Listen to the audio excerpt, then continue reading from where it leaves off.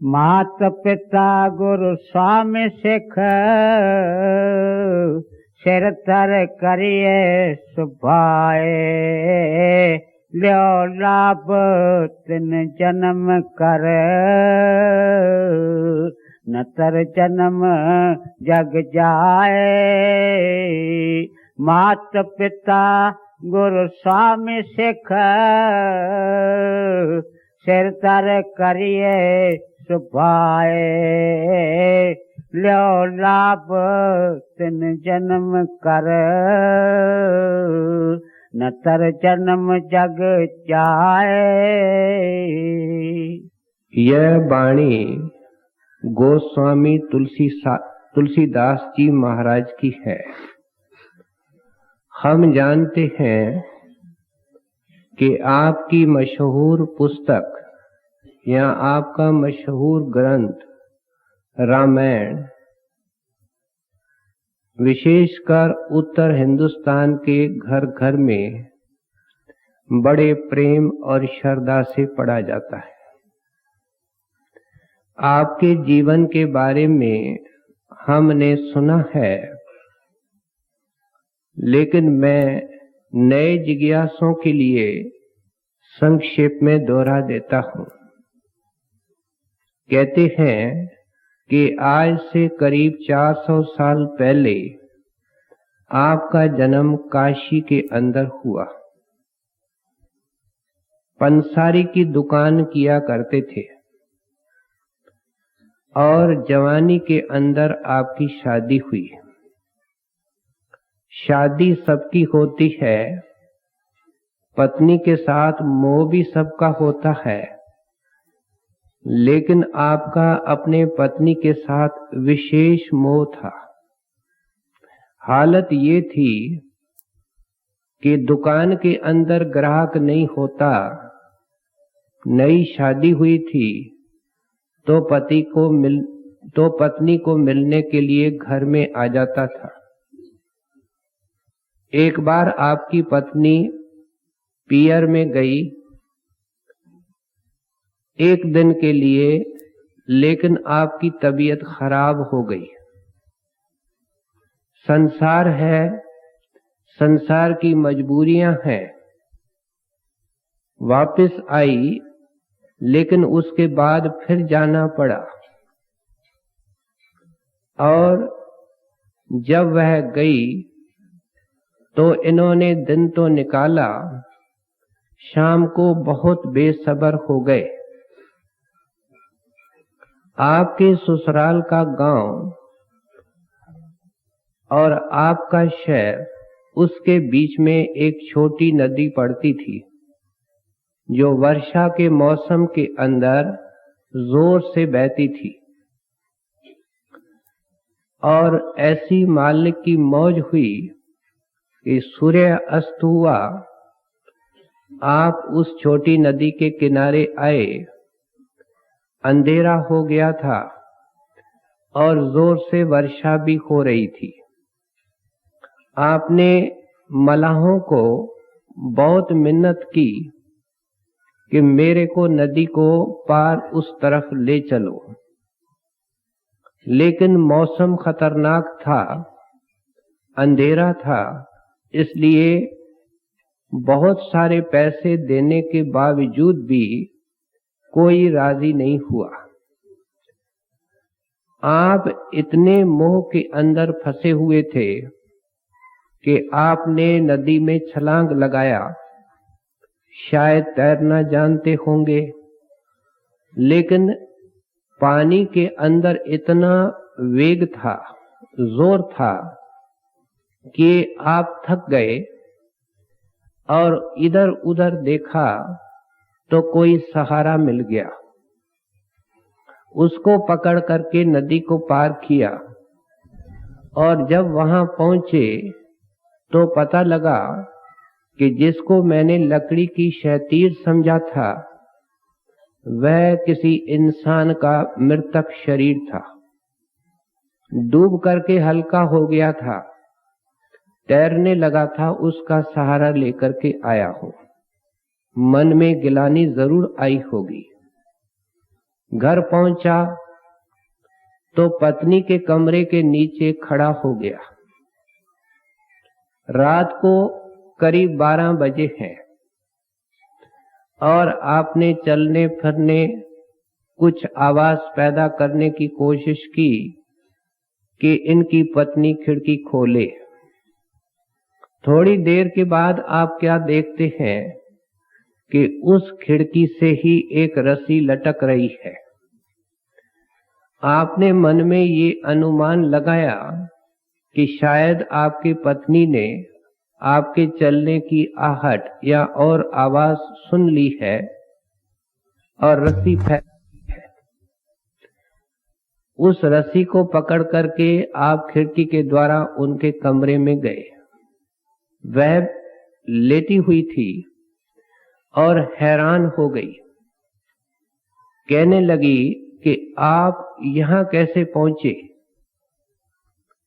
तो आपने फरमाया कि आपने ही तो रस्सी नीचे फैलाई थी। खिड़की से जब देखा तो वह रस्सी नहीं थी, एक बहुत बड़ा सांप था। मोह के अंधकार में इंसान को कुछ पता नहीं लगता। पत्नी ने उनको टोकते हुए कहा कि मेरे को तेरे मन की हालत समझ में ही नहीं आती है। अब तुम इस वक्त आए हो और इस हालत के अंदर आए हो क्योंकि वर्षा के कारण खचाखच भीगे हुए थे, पानी से निकल करके आए थे। मेरे पिता देखेंगे, मेरे भाई, मेरी भाभी हैं, फिर छोटा सा गांव है, सारे लोग यहां आकर के पूछेंगे कि दामाद जी कैसे आए, तो क्या जवाब है? और सारी जिंदगी इन गांव के लोगों के आगे मेरा सिर झुका रहेगा। फिर आप उनको कहने लगी कि इस चमड़े के शरीर के अंदर आपने देखा क्या है? एक कदम आगे गई और कहने लगी कि जितना मोह तूने मेरे इस चमड़े के शरीर से किया है, अगर उतना प्यार तू राम से करता तो मट्टी से सोना हो जाता। परमात्मा के उठाने के अनेक तरीके होते हैं। इतिहास कहता है कि इस एक वाक्य ने, इस एक व्यंग ने, जो वास्तव में एक सच्चाई थी, उसने अपना तीर के तरह काम किया और आपको एक प्रकार का जोल्ट आया। जिंदगी के अंदर मोड़ बदलते हैं तो इस तरीके से ही बदलते हैं।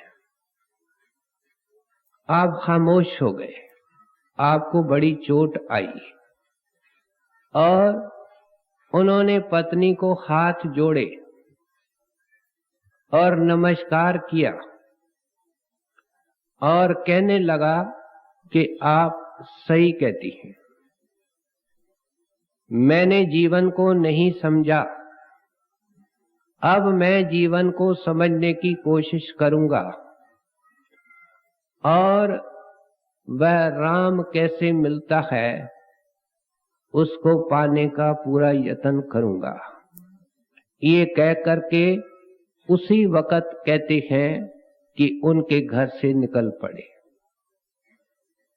आखिर विरही जन जो होते हैं उनका प्रबंध परमात्मा करता है। जो वक्त का संत सतगुरु होता है उसको सत्पुरुष दुनिया में भेजता है और उनको हुक्म क्या देता है कि मेरे पास विरही को ले आओ, मेरे पास प्रेमी को ले आओ। जब उनको हुक्म ही ये मिला हुआ है तो वे विरही और प्रेमी जिज्ञासों के खुद खोज में रहते हैं। फिर क्यों नहीं मिलेंगे? आपने साधु महात्माओं की तलाश की। हमने सत्संग के अंदर बाबा मलुक दास की वाणी सुनी है, आपके जीवन के बारे में सुना है, उनसे आप मिलते रहते थे। नाभा साहब उस वक़्त के बड़े ऊंच दर्जे के महात्मा थे, उनसे आपकी गहरी मित्रता थी और कहा जाता है कि आपको महात्मा नरहरि दास से नाम मिला, अंदर का भेद मिला। खूब नाम की कमाई की और रचना को पार करके रचना करने वाले को देखा। इंसान की तकदीर खोटी है, वह खेल को देखता है, खेल के पीछे खिलाड़ी के तरफ उसका ध्यान नहीं जाता। इतनी मोटी अकल से इंसान काम नहीं लेता कि खिलाड़ी के बगैर खेल कैसे हो सकता है। आप उस राम के पास पहुंच गए, गुरु का रूप हो गए, राम का रूप हो गए। फिर उन्होंने उस राम की भक्ति, गुरु की भक्ति और नाम की भक्ति, इसका संदेश जीवों तक पहुंचाया, सत्संग किया, नामदान बख्शा और ये अनमोल वाणी हमारे लिए छोड़ के गए। ये दुर्लभ पुस्तक है, लेकिन इसके लिए पढ़ने वाला कोई सच्चा जिज्ञासु चाहिए। इस रामायण के अंदर मानो एक वार्ता है श्री रामचंद्र जी महाराज की, लेकिन तुलसीदास जी महाराज ने इसके अंदर संत मत को बिल्कुल अच्छी तरह जगह जगह खोल करके समझाया है। और तो कहना क्या है, जो आपका रामायण का प्रारंभ है उसके अंदर, शुरू के अंदर ही सत्संग की महिमा की है और मुक्त कंठ से आपने सत्संग की महिमा की है। और सत्संग की महिमा करते हुए कुदरती संत के तरफ आएंगे, क्योंकि उनका ही सत्संग सही सत्संग है। और उनके लिए आप अपने रामायण के अंदर क्या लिखते हैं? कृपा सिंध नर रूप हरि। कहते हैं वो जो परमात्मा राम और हरि है, वो नर रूप धारण करके दुनिया में सतगुरु बन करके आता है और कृपा का अनंत सिंध या सागर है। फिर आपने नाम की महिमा की है, उस नाम की महिमा जो सभी संतों ने खोल करके की है। और इसके बाद जो आप दोहा सुनेंगे उसके अंदर तो आप नाम को राम से भी बड़ा बता रहे हैं। इस तरीके से आपने रामायण के अंदर तरीके से, विशेषकर उत्तरकांड के अंदर सारे संत मत को अच्छी तरह खोल करके समझाया। आपके आज कुछ हम दोहे ले रहे हैं, ये ऐसे दोहे हैं जो आम तौर पे घर घर के अंदर पढ़े जाते हैं, लेकिन इनकी गहराई को हम समझ नहीं पाते। इसलिए आज समझने की कोशिश करेंगे कि तुलसीदास जी महाराज की भावना क्या है, हमसे क्या शेयर कर रहे हैं, अपना अनुभव क्या बता रहे हैं। आप पहले दोहे के अंदर फरमा रहे हैं, अपने गुरुदेव के लिए और किसी के लिए नहीं। कहते हैं मैं अपने जाती तजुर्बे से कहता हूं कि मेरा गुरुदेव मेरा पिता है, मेरी माता है। और फिर फरमा रहे हैं कि मेरा गुरु मेरा स्वामी है। आगे चल करके एक और शब्द का प्रयोग करते हैं जिसको सिख कहते हैं, लेकिन ये कोई शुद्ध हिंदी भाषा नहीं है और यहां सिख का अर्थ शिक्षक है, उस्ताद है, टीचर है। कहते हैं मेरे गुरुदेव मेरे टीचर भी हैं। फिर आप कहते हैं कि मैं बार बार उनके चरणों के अंदर दंडवत करता हूं। ये दोहे का पहला हिस्सा। फिर दोहे के दूसरे हिस्से के अंदर फरमा रहे हैं कि ऐ दुनिया के लोगों, मेरी आवाज को सुनने की कोशिश करो। ये जो मनुष्य जन्म मिला है, ये परमात्मा की प्राप्ति के लिए मिला है। इसको कोयलों के दलाली के अंदर, माया के नशे के अंदर बर्बाद करने की कोशिश न करो। इसको और थोड़ा विस्तार से सोचें। गोस्वामी तुलसीदास जी महाराज अपने गुरुदेव को माता और पिता फरमा रहे हैं। ऐसा भाव संत वाणी के अंदर आम तौर पे मिलता है। संसार में जीव माता और पिता के द्वारा आता है। क्या उसका दुनिया के अंदर जो जन्म होता है वो माता के जरिए होता है और पिता के योगदान से होता है। इस तरीके से जब ये गुरु के चरणों में जाता है, निम्रता सहित जाकर के उनकी संगत में बैठता है, अगर उसके लिए परमात्मा की विशेष दया है तो पहुंचता है। आगे की दया होती है तो प्रेम सहित आंख से आंख मिलाता है। सतगुरु के नूरी आंखों में प्रेम सहित देखता है। अपने दिल को उनके दिल के साथ मिलाता है। रहमत के बगैर आज तक नहीं हुआ। और तुलसीदास जी महाराज चाहते हैं कि किस्मत वाले का हो जाए। फिर कहते हैं कि एक प्यार का सिलसिला शुरू हो जाता है। पिछले इतवार को स्वामी जी महाराज को भी इसी लहजे के अंदर हमने सुना था। कहते हैं फिर इस प्यार के तहत अंदर का भेद मांगता है। गुरु दया का हाथ सिर पर रख देते हैं और उनको नाम देते हैं। नाम क्या है? गुरु कहता है तू मेरा है और मैं तेरा हूं। और ये संबंध कैसा है? कहते हैं बस इसके बाद टूटने वाला नहीं। ये अमर अटल अजर संबंध है। ये नाम है। नाम कान की फूंक नहीं है। नाम बाहर के लफ्ज नहीं है। नाम बाहर का मंत्र नहीं है।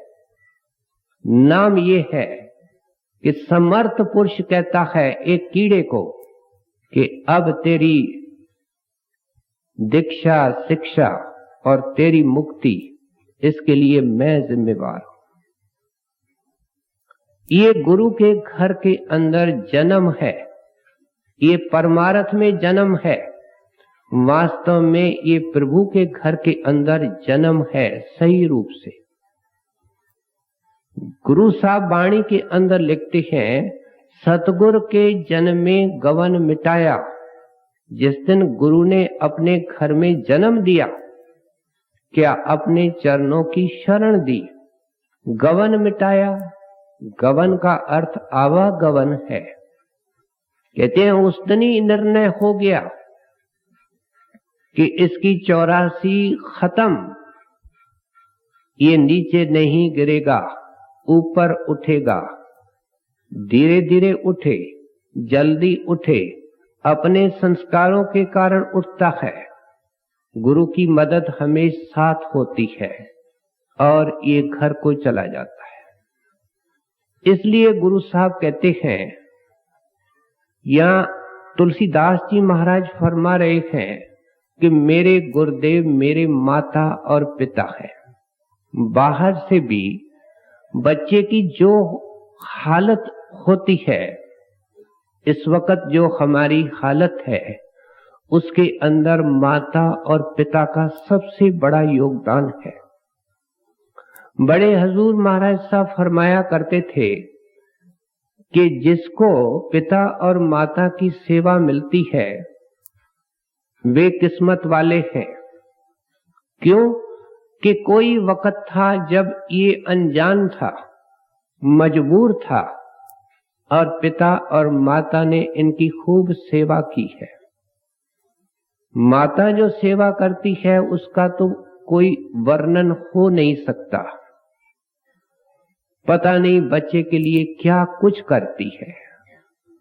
बच्चा संकट में है, पैसा पास नहीं, अपने जेवर बेच देती है और कई दिनों तक नहीं सोती है। सोना उसको याद नहीं, खाना उसको याद नहीं। बच्चा खावे, बच्चा सोवे।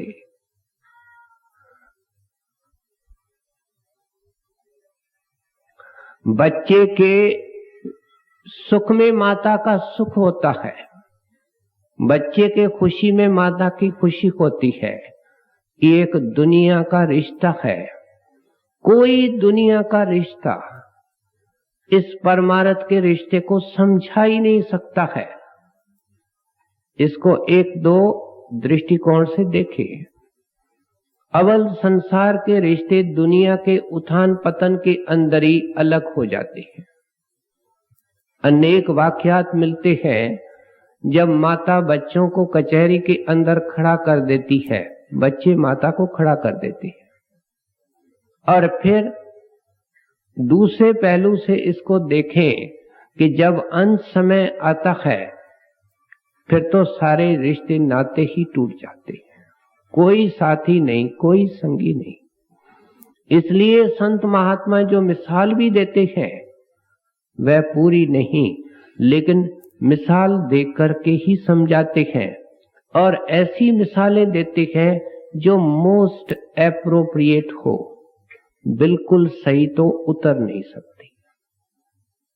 इस दृष्टिकोण से आप समझा रहे हैं कि मेरे गुरुदेव मेरे माता पिता हैं। मेरा परमार्थ में जन्म, भगवंत के घर के अंदर जन्म उस दिन हुआ जब गुरुदेव ने मेरे को अंदर नाम और शब्द का भेद दिया। फिर आप फरमा रहे हैं मेरे गुरुदेव स्वामी हैं। स्वामी के साथ सेवक का भाव जुड़ा होता है। स्वामी हमें सेवक का होता है। कहते हैं मेरे गुरुदेव मेरे स्वामी हैं, मैं उनका सेवक हूं। हम मन के अंदर झांकने की कोशिश करें कि हम गुरुदेव के दास बन चुके हैं। सेवक के अंग के अंदर कबीर साहब समझा रहे हैं कि सेवक कौन है? जो सेवा करता है। वास्तव में देखा जाए सेवा और प्रेम के अंदर कोई फर्क ही नहीं है, क्योंकि हम दिल व जान से सेवा उसकी करते हैं जिससे प्रेम करते हैं। प्रेम के बगैर ऊपर ऊपर की सेवा होती है। हमेशा सेवा होती है तो प्रेम भरी सेवा होती है। इसलिए संत महात्मा जिस वक्त समझाते हैं कि सेवक की अवस्था क्या है कि वो प्रेम करके सेवा करके अपने हस्ती को ही खो देता है। जब अपने हस्ती को खत्म कर देता है तो इच्छा का कहां सवाल आया। हमने शाह इब्राहिम के कई कौतक सुने हैं। जब वह परमार्थ का मुतलाशी था, खोजी था, उस दौरान के अंदर कई घटनाएं घटी जिसने उसको ऊपर उठाया। उनके अंदर एक छोटी सी घटना थी। उस जमाने के अंदर गुलाम रखने का रिवाज था, दास प्रथा थी, नौकर नहीं। किसी लड़के को, आदमी को खरीदा जाता था, उसके पैसे अदा किए जाते थे। जैसे दुकान से आप कोई चीज खरीद करते हो और वह आपकी हो जाती है। ऐसे एक गुलाम आया कि मैं अपने आप को आपके चरणों के अंदर समर्पण करने आया हूं। शाह इब्राहिम ने पूछा कि आपके लिए क्या देना पड़ेगा? कहते हैं साहब कुछ भी नहीं। फिर आपकी और जरूरतें क्या हैं? खाने के लिए, पहनने के लिए, रहने के लिए। आप हाथ जोड़ करके बेनती करते हैं कि मैं तो एक गुलाम हूं, मैं एक दास हूं, मेरे को जो खाने को मिलेगा, जो पहनने को मिलेगा, जो रहने को मिलेगा, मैं उसमें खुश रहूंगा। फिर शाह इब्राहिम ने पूछा तेरी और कोई इच्छा है? कहते हैं हजरत, एक गुलाम, एक दास, उसकी कोई इच्छा? मेरी कोई इच्छा नहीं है। आपके खुशी के अंदर मेरी खुशी है। आपके हुक्म की बजावरी करने के अंदर मेरे को सब कुछ मिलने वाला है। ऐसी आंख को चोट लगी। इतिहास कहता है उस वक्त ही सिंहासन से उठ करके चला गया। उसको तो रख लिया और कमरे में जाकर के खूब रोया। कहता है ऐ खुदाबंद, मैं तेरे से प्रीत करने की दावा करता हूं, तेरे से मिलने के लिए प्रार्थना करता हूं, अरदास करता हूं, लेकिन मेरी हालत तो इस नौकर जैसी भी नहीं है। मैंने तो कुछ भी आपकी खातर नहीं छोड़ा है। ऐसी कुछ घटनाएं हुई जिसके कारण शाह इब्राहिम ने अपना महल छोड़ा और हिंदुस्तान आकर के कबीर साहब की शरण ली। कहते हैं आप मेरे स्वामी हैं, मैं आपका दास हूं। हम अपने तन के दास हैं, क्योंकि सबसे ज्यादा हमारी प्रीत इस तन से है। फिर तन के द्वारा जितने हमारे निकट के संबंधी हैं, हम उनके दास हैं। फिर उनको खुशहाल रखने के लिए जो हमको पैसा है, माया है, हम उसके दास हैं। जो इतने का दास है वो एक का दास कैसे बने, भगवंत का दास कैसे बने? कहते हैं स्वामी आप मेरे सब कुछ हो, गुरुदेव आप मेरे सब कुछ हो। क्यों समझा रहे हैं? क्या भाव है कि ऐसा हो करके ही तू पा सकता है, खुश हो सकता है, जन्म मरण से छुटकारा पा सकता है। फिर आप समझा रहे हैं कि मेरे गुरुदेव मेरे शिक्षक हैं। बड़े गांव के लोग अनपढ़ जाते हैं, बहन भाई जाते हैं, अंदर में श्रद्धा है, प्रेम है। कोई किताब नहीं पढ़ी, कोई पुस्तक नहीं देखी, लेकिन गुरु का सत्संग सुन सुन करके विद्वान हो जाते हैं। मैंने ऐसे बुजुर्ग सत्संगी देखे हैं जो किसी स्कूल में नहीं गए हैं। हम जो दावा करते हैं हम पढ़े लिखे हैं, विद्वान हैं, हमारे विद्वान सत्संगी बैठ करके उनसे बात करें तो उनकी होश ठिकाने आ जाएगी कि परमार्थ की विद्या क्या होती है। ऐसी बातें करते हैं कि पढ़ा लिखा विद्वान सत्संगी भी दंग रह जाता है कि ये कहां से इसको पता लगा। वो कहते हैं सब कुछ गुरु के संगत से मिला है, हमने तो कोई किताब ही नहीं देखी। जिस वक्त ये गुरु के सत्संग के अंदर आकर के बैठता है, सत्संग कोई भी करे, गुरु खामोश बैठ जाए, दर्शन दे, वो वहां बैठे हुए भी सेवक को सिखा रहा है। वो बेजुबानी जुबान से सिखाता है। उसके अनेक तरीके हैं। समर्थ पुरुष है। कहते हैं फिर भी जब वो सत्संग के द्वारा प्रवचन करता है तो ये कर्म धर्म पूजा पाठ वगैरह जिसके अंदर अटका हुआ है उसकी असलियत इसको खोल करके समझाता है कि ये शुभ कर्म है, तूने अनंत जन्मों के अंदर किए हैं, आज भी तू माता के गर्भ से पैदा हुआ है, क्या तेरा छुटकारा हो गया? तो फिर तेरे को ये पता करना पड़ेगा कि छुटकारा किस साधन से होता है, मुक्ति का साधन कौन सा है। उसके अनुभव को, उसके जो सोचने का तरीका है उसको विशाल कर देता है, उसके हृदय की खिड़की को ठोकर दे करके खोल देता है, वो रिसेप्टिव हो जाता है। आज तक तो हमने दिल के दरवाजे कर्म कांड के जरिए बंद करके रखे हैं, हम सुनने को तैयार नहीं है, सोचने को तैयार नहीं है।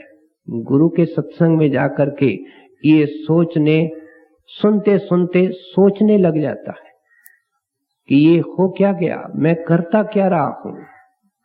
इस तरीके से ये इसको बाहर के परमार्थ की विद्या मिलती है। बड़े बड़े विद्वान भी जाते हैं, वे कहते हैं हमने 30, 40, 50 साल दुनिया की किताबों के अंदर लगा दिए। ये महात्मा कहता है अंदर में किताब है जिससे सारी किताबें निकली हैं, और अंदर की पुस्तक के अंदर एक ही पृष्ठ है, उसमें एक ही लाइन है, उसमें एक ही अक्षर है। जो उस एक अक्षर को पढ़ लेता है वो सब कुछ पढ़ लेता है, वो सच्चा ज्ञानवान है। गुरु साहब वाणी के अंदर लिखते हैं एक अक्षर हर मन वसे नानक होत निहाल। गुरु साहब कहते हैं मैंने तो सारे अक्षर छोड़ दिए, अब गुरुदेव की कृपा से मेरे अंदर वो एक अक्षर अगर बस गया मैं निहाल हो जाऊंगा, क्योंकि वो निहाल करने वाला मालिक राम और भगवंत सब मिल जाता है। कबीर साहब कहते हैं 2.5 अक्षर प्रेम के पढ़े सो पंडित हो। पंडित बाहर की किताबों को पढ़ता है लेकिन उसको आंख बंद करने से अंधेरा ही अंधेरा नजर आता है। जो अंदर के प्रेम का अक्षर पढ़ लेता है वो आंख बंद करता है रोशनी में, और रोशनी में ही उड़ता जाता है, ज्ञान में होता है। 2.5 इसलिए कहा क्योंकि जब प्रेम लिखा जाता है तो 2 अक्षर पूरे लिखे जाते हैं, एक आधा लिखा जाता है। समझाने का एक तरीका है। कहते हैं गुरुदेव हमको बाहर से पढ़ा करके फिर हमको अंदर की विद्या भी देता है। एक विद्या परा होती है, एक विद्या अपरा होती है। मुसलमान दरवेश उसको इल्मे सीना कहते हैं, अंदर की विद्या। इल्मे सफीना जो किताबों के अंदर बाहर है। इस बाहर के विद्या का लाभ उठा करके हमको अंदर जाना है, लेकिन अगर कोई बाहर से विद्वान नहीं है तो कोई चिंता नहीं है। गुरु के सत्संग के अंदर तुलसी दास जी महाराज कहते हैं मैं बैठ करके बाहर से भी विद्वान हो गया। विद्वान किस में? कि निर्मल परमार्थ क्या है, और फिर उस निर्मल परमार्थ को अंदर देख भी लिया।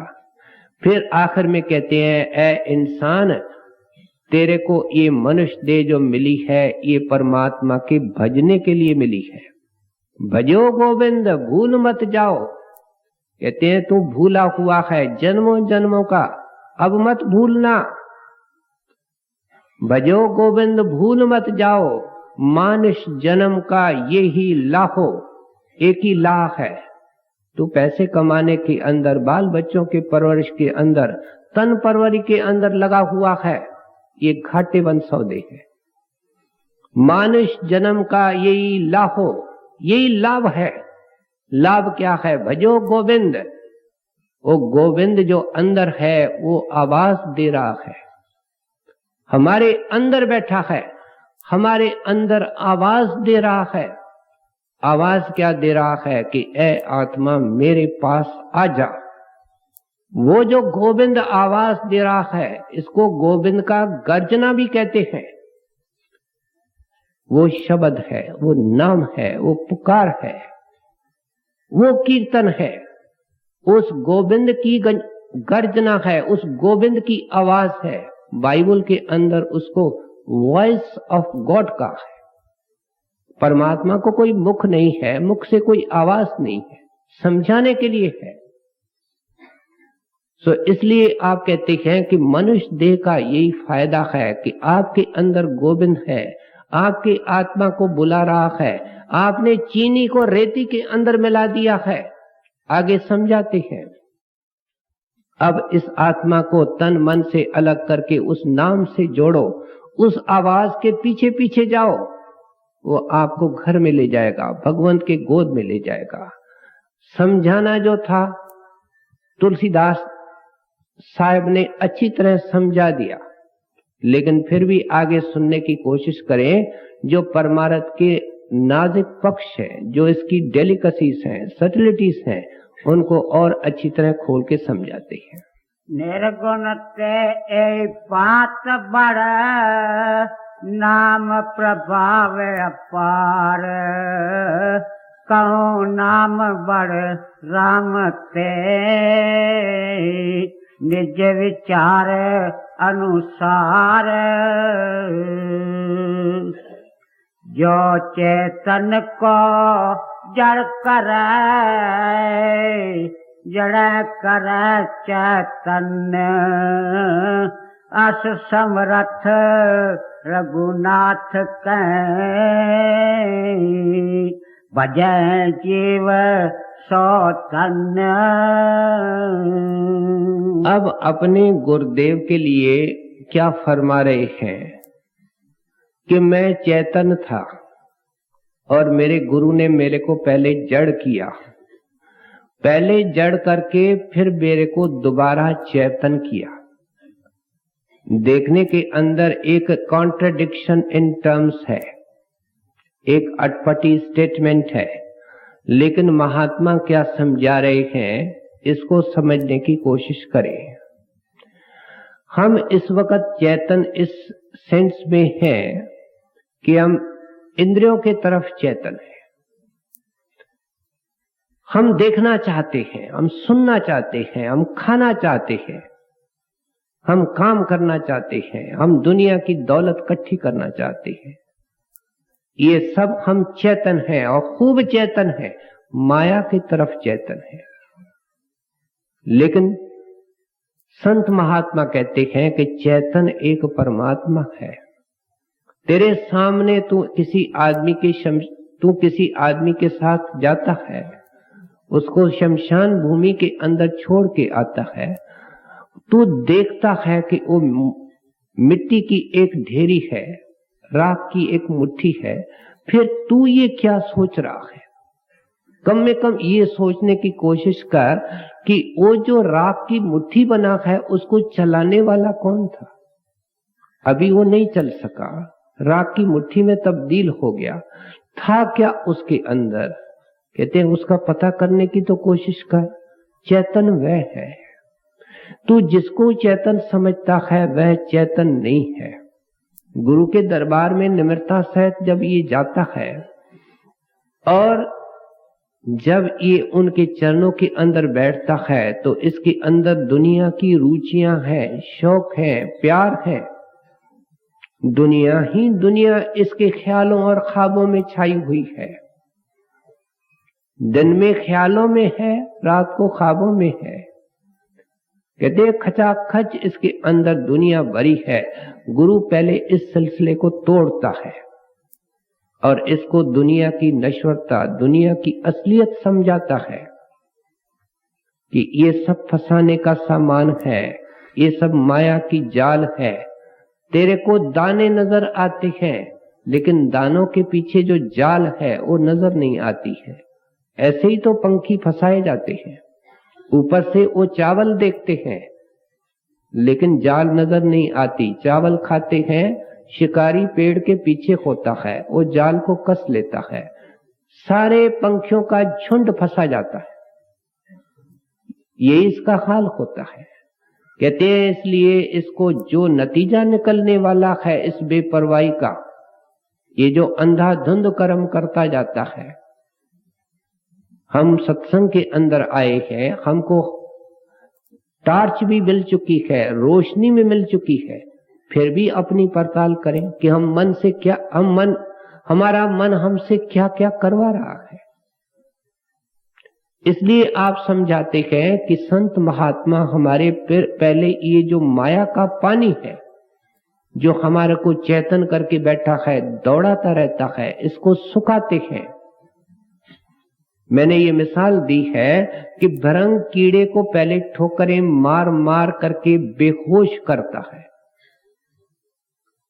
उसके अंदर प्रैक्टिकली जान ही नहीं रहती है, और जब देखता है कि अब करीब करीब बेजान है, तब उसके ऊपर गुंजार फेंकता है।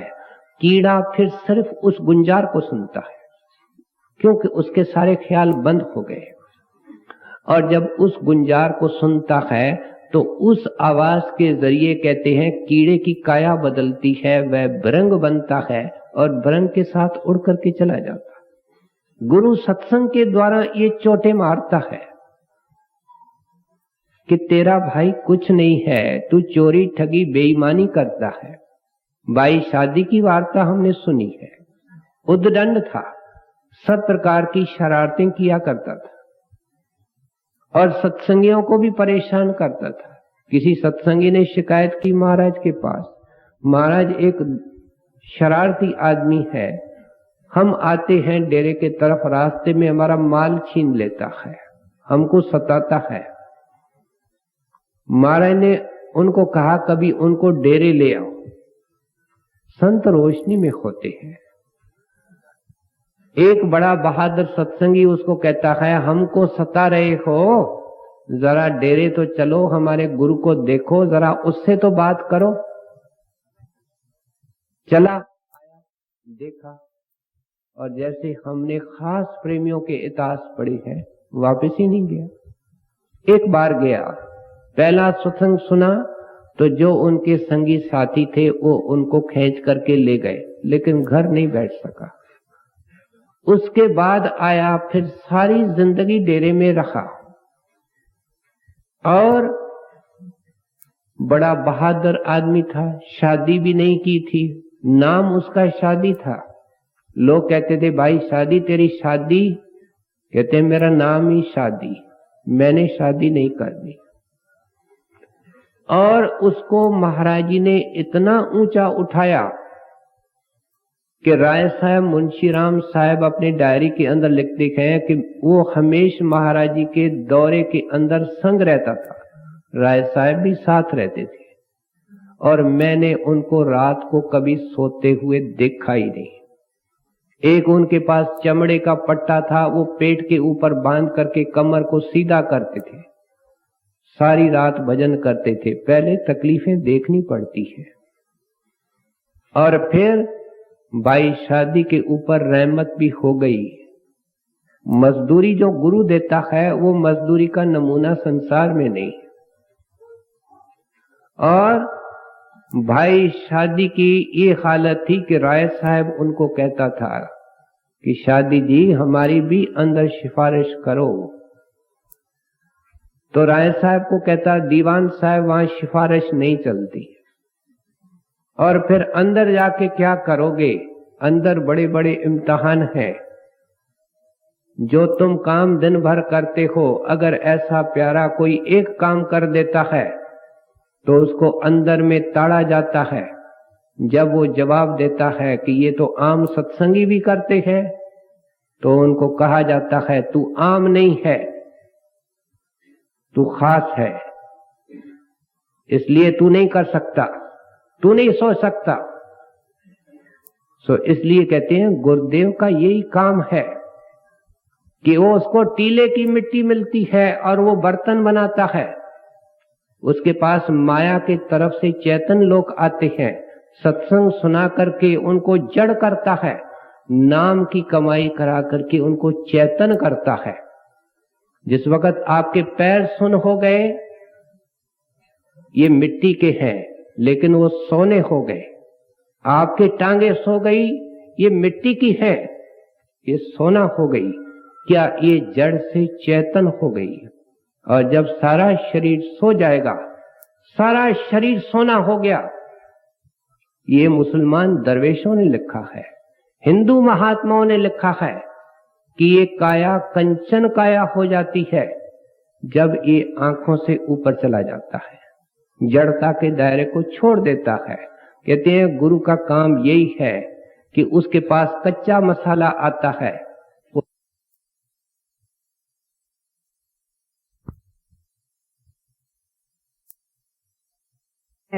पैरबो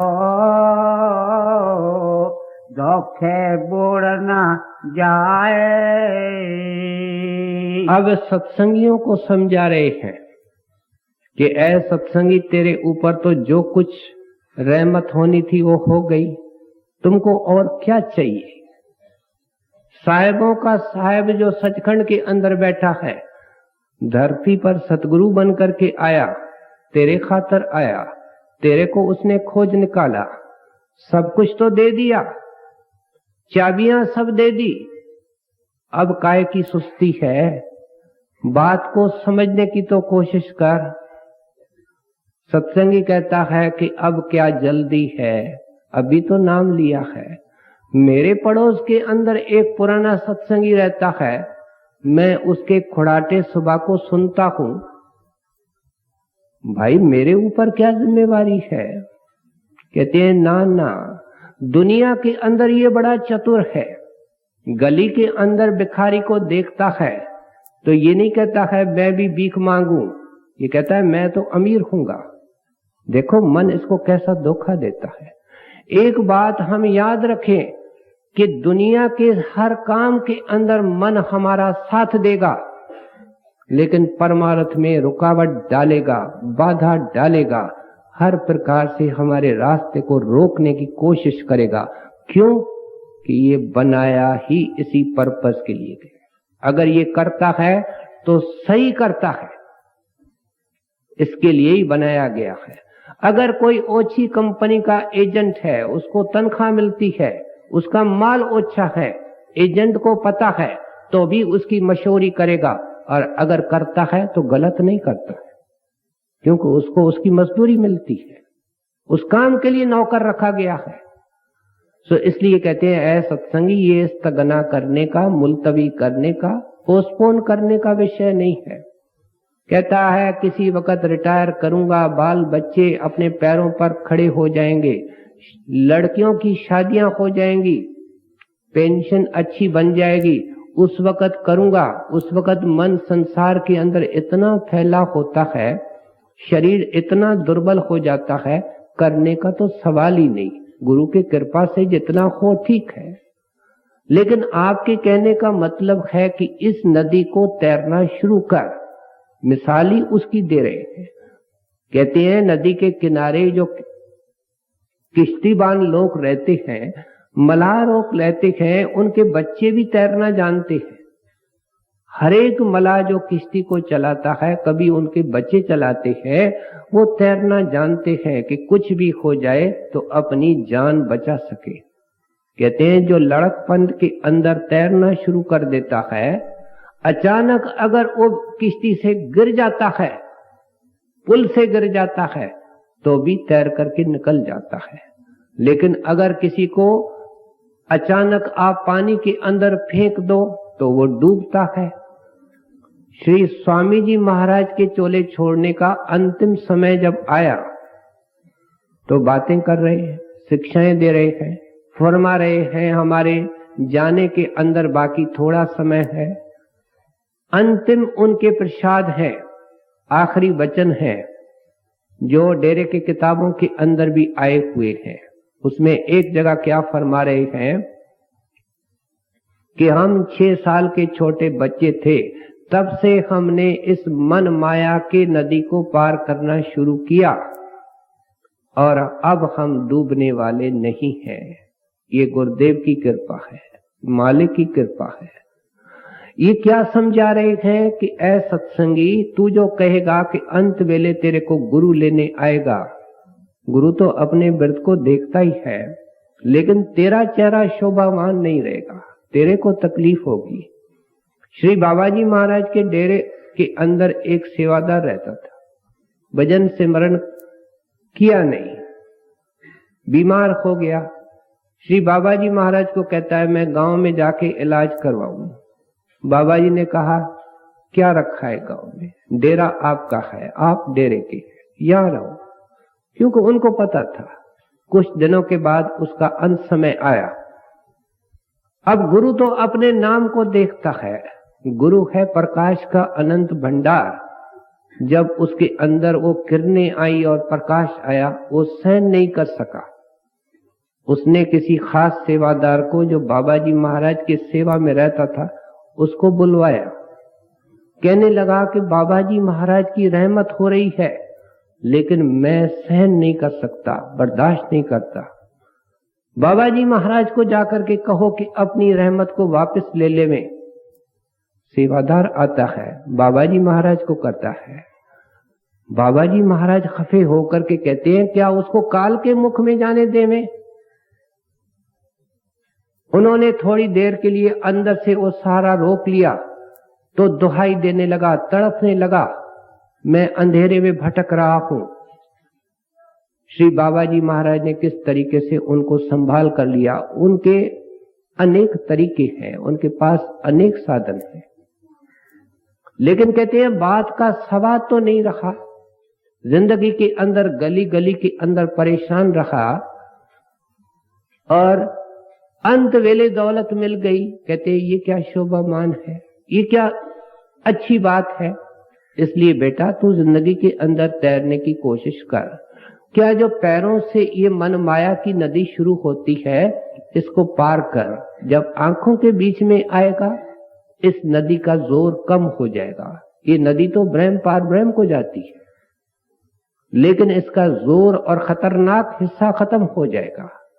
तो इसलिए आप समझाते हैं कि जो बच्चा अचानक नदी के अंदर गिर पड़ता है और तैरना जानता है, इस तरीके से सत्संगी जो भजन करता है वो अंत वेले बाखबर होता है। वो अकेला नहीं जाता, उसको पता है मेरे को कहाँ जाना है, क्योंकि वो जहां उसको जाना है वहां वो रोज रोज जाता है। जिस सड़क पे आप रोज सैर करने जाते हैं उसके बारे में आपको क्या डर। तो इसलिए तुलसीदास जी महाराज समझा रहे हैं कि ऐ सत्संगी ये मुलतवी करने का विषय नहीं है। रोज रोज भजन कर, मेहनत कर और इसका फल फिर तू अपने आंखों से अंदर जाकर के देख लेगा। तुलसी बिलमन कीजिए पजली चार कुबीर, तन कर्कश से जात है सांस सरीख तीर। संत जब ठोकर मारते हैं तो फिर ठोकर के ऊपर ही ठोकर मारते हैं। अब सारा उपदेश सत्संगी के तरफ है। मिसाल दे रहे हैं एक शिकारी की जो तरकस के अंदर कुछ गिनती के तीर लेकर के चला है शिकार करने को, इस ख्याल से कि कुछ शिकार करके आऊंगा, खाऊंगा, बच्चों के लिए लाऊंगा। लेकिन कहते हैं वो ऐसा बेपरवाह है कि अपने मन को बहलाने के लिए जंगल में जाकर के तीरों को तरकस से निकालता है। एक एक करके वो छोड़ता जाता है एमलेसली, जिसका कोई निशाना नहीं, कोई ध्येय नहीं। और नतीजा क्या है कि शाम को उसके तीर खत्म हो गए, उसको शिकार के लिए कुछ नहीं मिला, खुद भूखा है, बच्चे भूखे हैं। कितनी सुंदर मिसाल है। कहते हैं बेटा तेरे पास जो तरकस है वो ये शरीर है और उसके अंदर जो तीर है वो गिनती के श्वास हैं जो तुमको मिले हैं। तू बेपरवाह हो करके तू उन श्वासों को खर्च कर रहा है। श्री हजूर महाराज फरमाया करते थे कि ये ऐसा जुआरी है, ये ऐसा बेपरवाह दुकानदार है जिसके दुकान में 24,000 श्वासों का रोज घाटा है। इसको कोई फिक्र नहीं, इसको कोई चिंता नहीं। कहते हैं भाई ये तरकस खाली हो जाएगा, तू भूखा मरेगा, इसलिए इन श्वासों का फायदा उठा। सारे संत महात्मा हमको ये एक राय हो करके इस एक बिंदु पर लाते हैं कि हर श्वास के अंदर उठते बैठते चलते फिरते नाम की कमाई करो। हजूर महाराज फरमाया करते थे, मन के अंदर या सिमरन हो, या ध्यान हो, या शब्द का सुनना हो, या परमात्मा की याद हो। स्वामी जी महाराज वाणी के अंदर क्या लिखते हैं, शब्द बिना जीव रहता गंदा। जिस वक्त हम परमार्थ को छोड़ करके दुनिया के ख्यालों में जाते हैं, हम गंदगी के अंदर भर जाते हैं। चरणदास जी महाराज का दोहा हम आम पढ़ते हैं, दसों दिशा में मैल है, सब गंदम गंदा, निर्मल तेरो नाम है। कहते हैं सब मैल के अंदर फंसाने का सामान है, निर्मल करने वाला एक गुरु का नाम है। जो विसरे कौन भूलता है, जिसको मिल चुका है। जो विसरे सो अंधा, क्या कसर है। समझाने के अंदर तो संत महात्मा कोई कमी नहीं छोड़ते। क्या भरोसा दे का बिनस जात छिन्माय। कितनी कहते हैं कितनी देर लगती है शरीर से निकलने में, एक छिन निकलती है। इसलिए कहते हैं हमारे समझ में तो एक ही बात आई, क्या भरोसा दे का बिनस जात छिन्माय। सांस सांस सिमरन करो और यतन कुछ नहीं। अगर तू कहेगा भाई इसको छोड़ करके कोई और उपाय है, कोई उपाय नहीं। उपाय एक ही है कि जब श्वास का कोई भरोसा नहीं है तो श्वास श्वास में इसको जपना है। अपने दिल के साथ उस नाम को, गुरु को, परमात्मा को लगा करके रखना है। सो इसलिए तुलसीदास जी जैसे जैसे आगे बढ़ रहे हैं हमारे ख्याल को और ऊंचा करते जाते हैं। ताकतीन अति प्रबल खल, काम क्रोध अरु लोभ, मुनि विरान नितान मन, करह निमख माय क्षोभ। तुलसी मीठे बचन ते, मुख उपजत चहु और, वशीकरण यह मंत्र है, तज दे बचन कठोर। अब ये जो जब हम कभी किसी संत महात्मा की वाणी पढ़ते हैं तो भजन सिमरण के अंदर जो रुकावटें आती हैं उनका भी जरूर जिक्र होता है। क्योंकि जब हम रास्ते के ऊपर चलते हैं तो रास्ते के अंदर जो रुकावटें आएंगी उनका जिक्र जरूर आएगा। कहते हैं सत्संगी, जब तू अपने ख्याल को गुरु के नाम के अंदर लगाएगा, परमार्थ के ऊपर वास्तव में चलना शुरू करेगा। हम परमार्थ की चर्चा के अंदर जिंदगी निकाल देते हैं, परमार्थ को नहीं कमाते हैं, संत मार्ग के ऊपर चलते नहीं हैं। बातों से कोई मार्ग तय नहीं होता है। सो इसलिए समझाते हैं कि अगर तेरे अंदर दृढ़ता होगी, संकल्प होगा इस मार्ग को तय करने का, तो रुकावटें आएंगी, लेकिन गुरु का बल लेकर के उनके ऊपर विजय पा लेना। वे रुकावटें कौन सी हैं? कहते हैं काम है, क्रोध है, लोभ है। अगर तू भजन करना चाहता है तो तुमको इन बातों से ख्याल निकालना पड़ेगा और कोई उपाय नहीं।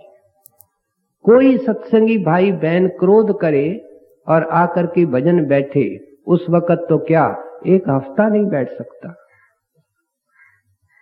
एक बड़ा आदमी आया, कई प्रकार के सत्संगी हैं, गेस्ट हाउस में ठहरा, आया, उसने समझा ये भी कोई राजा की दरबार है, उसको आगे नहीं बैठने दिया गया, वो सत्संग को छोड़ करके गेस्ट हाउस में चला गया। एक प्रेमी से जब बात की तो उसने कहा, बता भाई नुकसान किसका हुआ, तेरा के गुरु का, तेरा का सेवादार का, नुकसान किसका हुआ? कहते हैं ये अहंकार है, ये लोभ है, ये क्रोध है, ये तो इस ताक में रहता है। जब सत्संगी भजन ध्यान में बैठता है तो मन अंदर से ताक में रहता है, देखता है कि इसके अंदर कौन सी कमजोरी है, उसके दरवाजे खोल देता है। अगर वो कामी है तो काम के दरवाजे, अगर वो लोभी है तो लोभ के दरवाजे, अगर क्रोधी है तो दुश्मन के ख्याल उसको भजन के अंदर भंग डालता है। कहते ये बड़े जो ख्याल आते हैं यही तेरे दुश्मन है, इनको रोकने का तेरे को उपाय मिला है, वो सिमरन है, गुरु का पवित्र ध्यान है, पवित्र नाम है, इनके द्वारा इनको रोकने की कोशिश कर। और कहते हैं मीठा बोलने की कोशिश कर। अब मीठा कौन बोलेगा? जिसके हृदय के अंदर ठंडक होगी, जिसके हृदय के अंदर क्रोध होगा वो मीठे बोलने की कोशिश करेगा तो भी वो ऊपर ऊपर का होगा, बनावटी होगा। इसलिए कहते हैं कि मीठा वह बोल सकता है जो क्षमावान होगा। और क्षमावान कौन बनेगा? क्षमावान वह बनेगा जो अपने नुक्सों पर निगाह रखेगा। हम कभी क्षमावान बन ही नहीं सकते हैं जब तक अपने आप को श्रेष्ठ मानते हैं, ऊंचा मानते हैं। इसलिए अपने नुक्सों पर निगाह जो रखता है वो कहता है मैं भी भूलनहार हूं, ये भी भूलनहार है। ठीक है, मर्यादा के कारण कुछ बोलना पड़ता है, माता को, उस्ताद को, बड़े को, वो दूसरी बात है।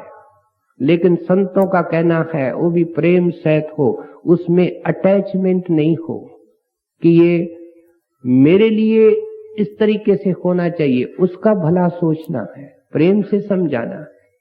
तो इसलिए कहते हैं कि कैसी भी परिस्थिति आवे प्रेम का व्यवहार करो, मीठा व्यवहार करो। एक माई खड़ी होकर के हजूर महाराज को बेनती करती है कि महाराज जी मेरा पति मेरे को मारता है, वह बेसत्संगी है। महाराज कहते हैं बेटा मेरा तो एक ही उपदेश है, एक ही शिक्षा है कि तू उनसे प्रीत कर, उसकी और ज्यादा सेवा कर, उसको खुश करने की कोशिश कर, और कोई उपाय बेटा नहीं है। शेख सादी ने अपने गुलिस्तान के अंदर एक छोटी वार्ता लिखी है कि मैं दरवेशों का खोजी था। एक दरवेश के घर पर गया, उसके पत्नी ने कहा कि वो हकलाल की रोटी कमाते हैं और जंगल के अंदर लकड़ियों को इकट्ठा करने गए। मैं जिज्ञासा के वश जंगल में चला गया, एक पेड़ के पास बैठ गया, उसकी इंतजार करने लगा। शाम को क्या देखता हूं कि वह दरवेश एक शेर के ऊपर सवार है, लकड़ियों का बड़ा भारी गट्ठर उस शेर के कंधे पर रखा है और उनके हाथ में एक चाबुक है जिससे कि शेर को चलाते आ रहे हैं। मैंने जब ध्यान से देखा, शेख सादी लिखते हैं, तो वो चाबुक कोई लकड़ी और डोरे का नहीं था, वो एक लंबा सांप था। उसे शेर को मार करके आगे जा रहे थे।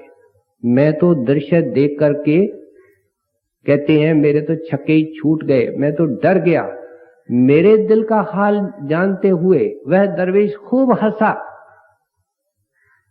और बोलने लगा, सादी, नाम लेकर के, सादी क्यों डरते हो?